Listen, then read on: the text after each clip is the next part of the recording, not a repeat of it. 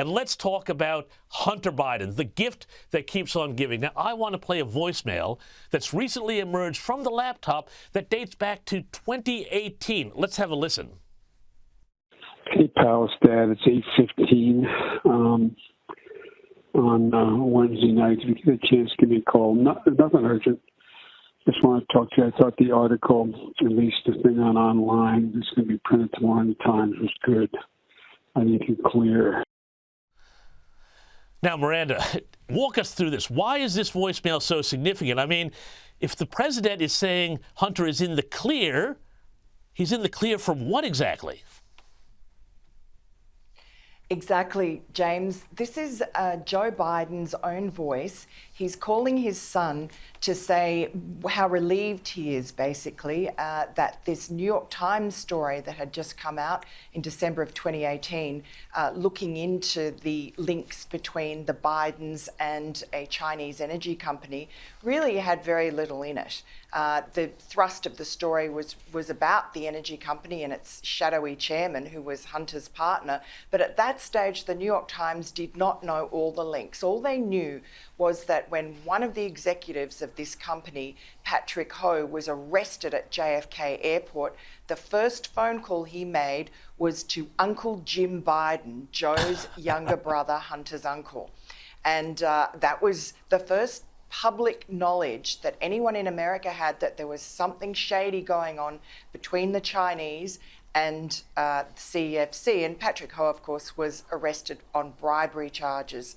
And that was what CEFC was. It was the capitalist arm of President Xi's Belt and Road Initiative, and its entire business model was to go into smaller countries and bribe officials and buy up energy and other infrastructure cheaply, and eventually ensnare these poor countries, strife-torn countries, in debt traps. And they were using the Joe Biden name, because he was then vice president, to get into these countries, to open doors and sort of add an air of respectability to their shady enterprises. And of course, they were willing to pay, and did pay, millions of dollars to the Biden family to just be able to use their name. Now, Joe Biden always maintained that he didn't know anything about his son Hunter's business dealings. This is voicemail's one example of how he did know. He had full knowledge. He was involved in it.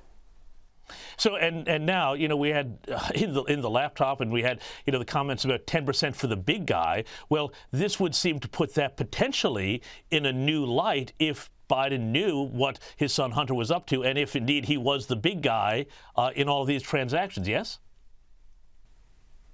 Yes, look, it's pretty much proven now. Tony Bobulinski, Hunter's former business partner, numerous documents in the laptop show that Joe Biden was the big guy. That was how he was referred to. Mm-hmm. And then there is this email about this deal, this joint venture with CEFC, the Chinese company, where 10% is being reserved for the big guy, Joe Biden.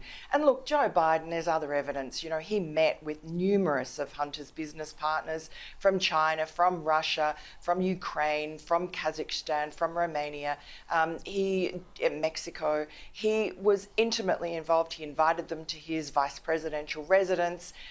He had dinner with them in Georgetown in an Italian restaurant called Cafe Milano. He even flew Hunter on Air Force Two to go and meet his business partners in China and Mexico and elsewhere, and met with them himself. He was involved very heavily, and there is evidence that he profited as well, because Hunter was paying some of his bills. Hunter also complains bitterly about having to fund the entire extended family, having to pay for everything, and giving half his salary to his father.